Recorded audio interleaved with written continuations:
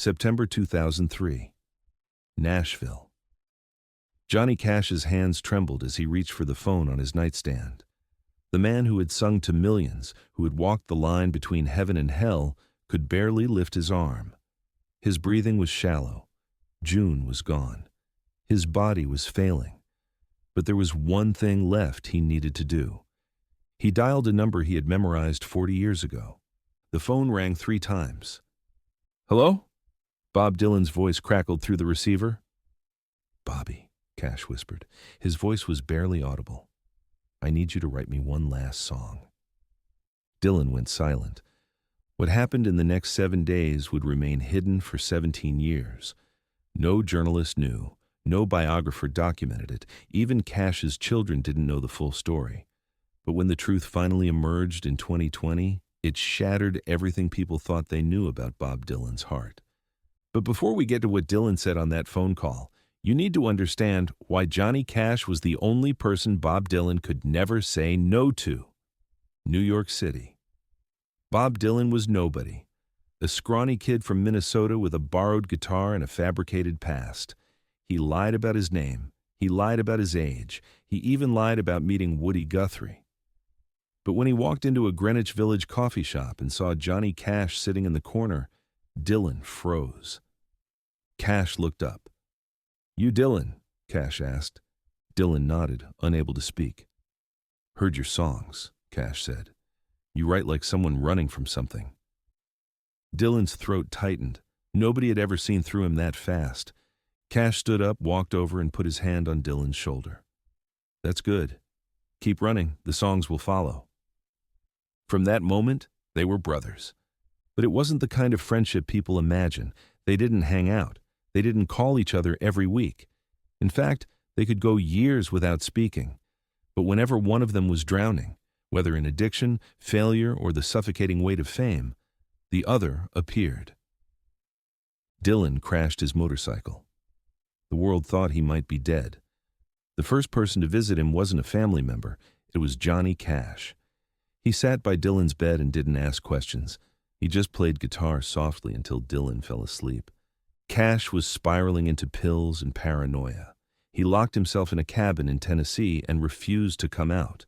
Dylan drove 12 hours straight, kicked in the door, and said 3 words, "You're not done." Cash stared at him. "You're not done," Dylan repeated. That night, Cash flushed every pill he had. But what Dylan didn't know was that Johnny Cash had been protecting him for decades, and the truth was buried in a conversation Cash had with June Carter one night in 1975. The Grand Ole Opry. Backstage. June Carter found her husband Johnny sitting alone, staring at a crumpled piece of paper. "What's that?" she asked. Cash folded it quickly. "Nothing." But June knew him too well. She reached for it. Cash didn't stop her. It was a letter from Bob Dylan. The letter was short, only 4 sentences. "John, I don't know how to do this anymore. The mask is suffocating me. Everyone wants a piece. I'm disappearing." June looked at her husband. "When did this come?" 2 weeks ago, Cash said quietly. "Did you call him?" Cash shook his head. "I went to see him." What Cash didn't tell June, what he couldn't tell anyone, was what he found when he arrived at Dylan's house in Malibu. Dylan was sitting on the floor, surrounded by ripped-up notebooks. His eyes were hollow. The man who had written "like a rolling stone" looked like he had nothing left. "Bobby," Cash said softly. Dylan looked up. "I can't write anymore, John. It's gone." Cash sat down beside him. For a long time, neither of them spoke. Then Cash said, "You think I don't know what that feels like? You think I haven't sat exactly where you're sitting?" He picked up one of the torn pages. "But here's the difference between you and me. When I disappear, people forget.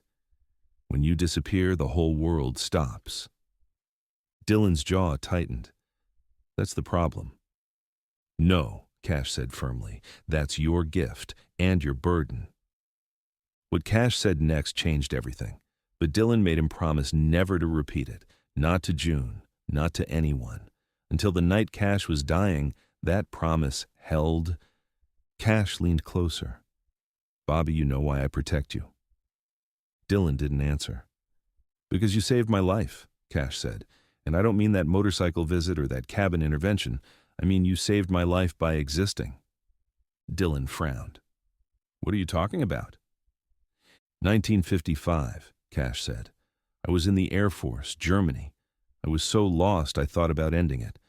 Then one night I heard this song on the radio. It wasn't yours. You were just a kid. But it was folk music.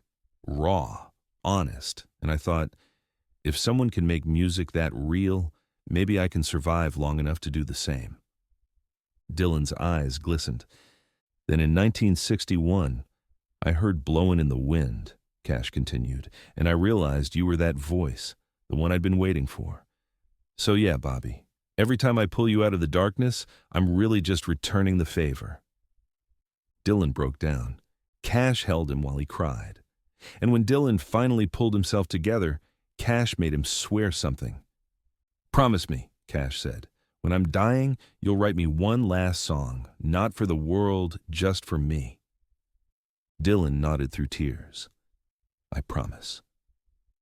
For 28 years, that promise sat between them like an unspoken contract. And then, September 2003 arrived. June Carter Cash died on May 15th. Johnny's heart shattered, and 3 months later, he made the call. September 8th, 2003. Johnny Cash had been preparing for death. The doctor said his organs were failing. He had months at best.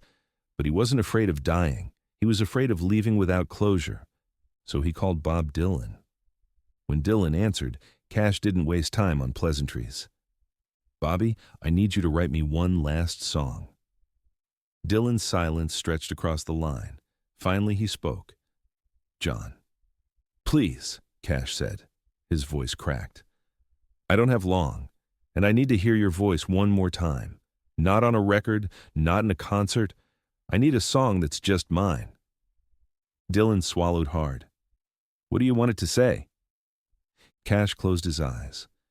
I wanted to say that I'm not afraid, that June's waiting, that I did my best. You did more than your best, Dylan said softly. Then write that, Cash whispered. Write it so I believe it. Dylan hung up.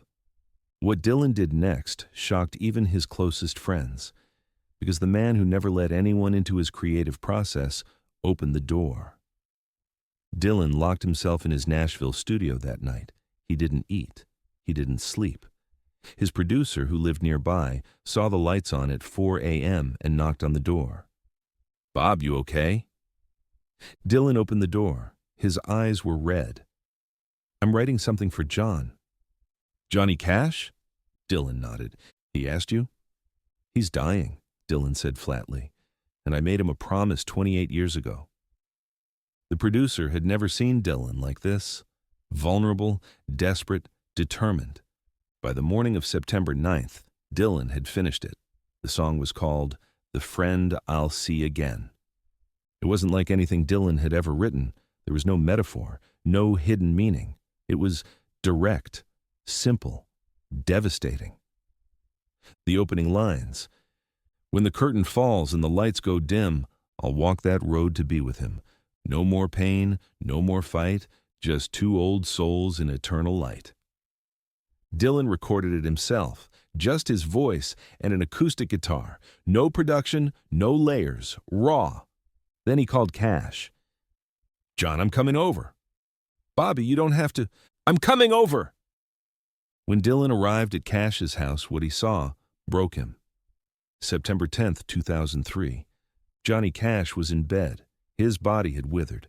The man who once filled stadiums with his presence looked small, fragile, human. Dylan walked into the room carrying his guitar. Cash's eyes flickered open. Bobby? Yeah, John, it's me. Cash tried to sit up but couldn't. Dylan gently helped adjust the pillows. I wrote your song, Dylan said quietly. Tears immediately filled Cash's eyes. You did? Dylan nodded. He pulled up a chair beside the bed and rested his guitar on his knee. His hands were shaking. You all right? Cash asked. Dylan laughed bitterly. I should be asking you that. I'm ready, Cash said with surprising calmness. Are you? Dylan didn't answer. Instead, he started playing. The room filled with the sound of Dylan's guitar. Soft, tender, and then his voice. When the curtain falls and the lights go dim, Cash closed his eyes. Tears streamed down his face. Dylan's voice cracked on the second verse. You taught me how to stand when I couldn't breathe. You held the mirror when I couldn't see. And though you're leaving, you're not really gone. Your voice will echo in every song I've ever known. By the time Dylan finished, both men were crying. Cash reached out his hand. Dylan took it. Thank you, Cash whispered. Don't thank me, Dylan said. Thank you for saving my life 100 times over. Cash smiled weakly. We saved each other, Bobby. They sat in silence for a long time. Finally, Cash spoke again. Will you play at my funeral? Dylan's chest tightened. John, I'm serious, Cash said. I don't want some preacher who didn't know me. I want you. Play this song. Let people hear it. Dylan nodded. Okay. But when Johnny Cash died on September 12th, 2003, just 2 days after that visit, Dylan didn't show up to the funeral. And nobody knew why. September 15th, 2003, Hendersonville, Tennessee, Johnny Cash's funeral.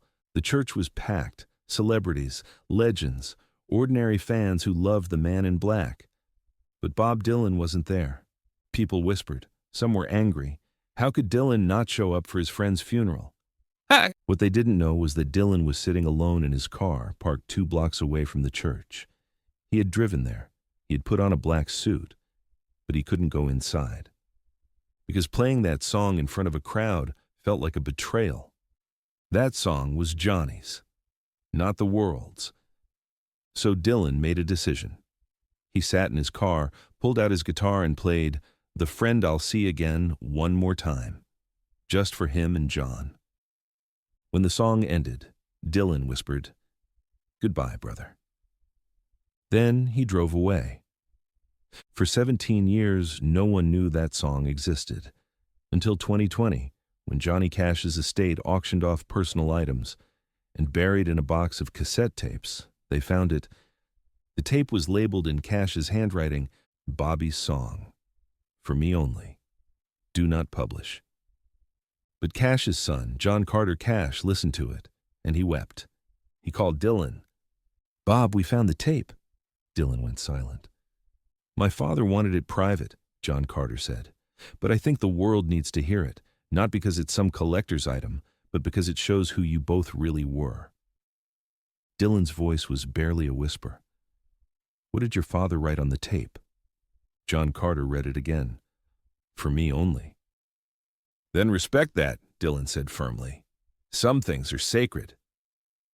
The tape was never released. To this day, only a handful of people have heard The Friend I'll See Again.